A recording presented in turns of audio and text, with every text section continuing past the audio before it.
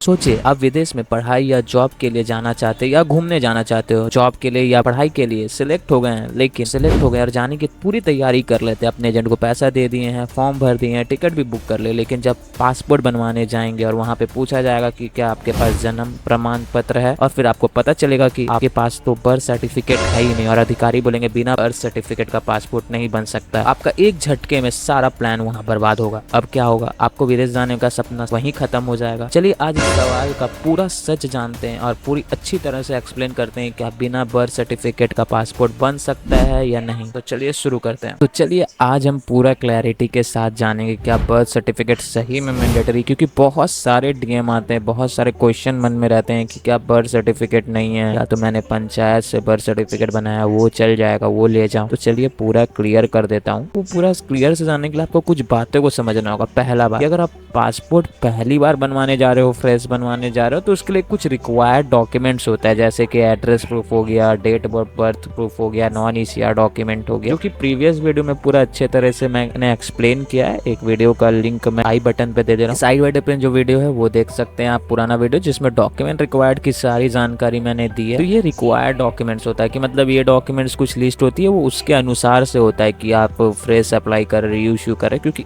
एक पासपोर्ट एक ऐसा गवर्नमेंट डॉक्यूमेंट है जिसमें एक आदमी नहीं बोल सकता है कि ये डॉक्यूमेंट से बन जाएगा, ऐसा बिल्कुल नहीं है। एक रिक्वायर्ड लिस्ट होता है, आपको अपने हिसाब से सुनना पड़ता है। आप स्टूडेंट है, प्राइवेट एम्प्लॉय या गवर्नमेंट एम्प्लॉय है, उस हिसाब से पूरा सिलेक्टेड कैटेगरी में अलग अलग डॉक्यूमेंट रिक्वायर्ड होता है। तो चलिए अब हम अपने मेन मुद्दे पे आते हैं कि क्या बर्थ सर्टिफिकेट मैंडेटरी है या नहीं है। तो चलिए सबसे पहला नियम क्या कहता है, मतलब कुछ नियम बनाया गया, उस नियम के अनुसार क्या कहता है पासपोर्ट का नियम। देखिए जिस हिसाब से अगर है कि 18 साल से अगर आपकी कम की एज है, मतलब 18 साल से कम मतलब बच्चे, माइनर का पासपोर्ट बनता है। तो माइनर के लिए अगर आप पासपोर्ट बनवाने जाओ, बर्थ सर्टिफिकेट बच्चों के केस में लगता ही है। मतलब ऐसा डॉक्यूमेंट लिस्ट में मैं आपको दिखा दे रहा हूँ, ये माइनर का डॉक्यूमेंट लिस्ट है जो कि बर्थ प्रूफ में एक्सेप्टेबल डॉक्यूमेंट है। जिस तरह से आप लिस्ट देख सकते हैं, इसमें से कोई एक देना होता है, ठीक है। तो आपको इसमें डॉक्यूमेंट लिखा हुआ है कि दे सकते हैं, लेकिन वहां पे आप जाओगे ना तो वहां पे आपको नहीं मानते हैं। अब अगर माइनर पैन कार्ड बनता है, माइनर पैन कार्ड आप दे सकते हैं, लेकिन अगर बनवा के आप लेकर जाओगे तो वो एक्सेप्ट नहीं करते हैं। इसीलिए मैं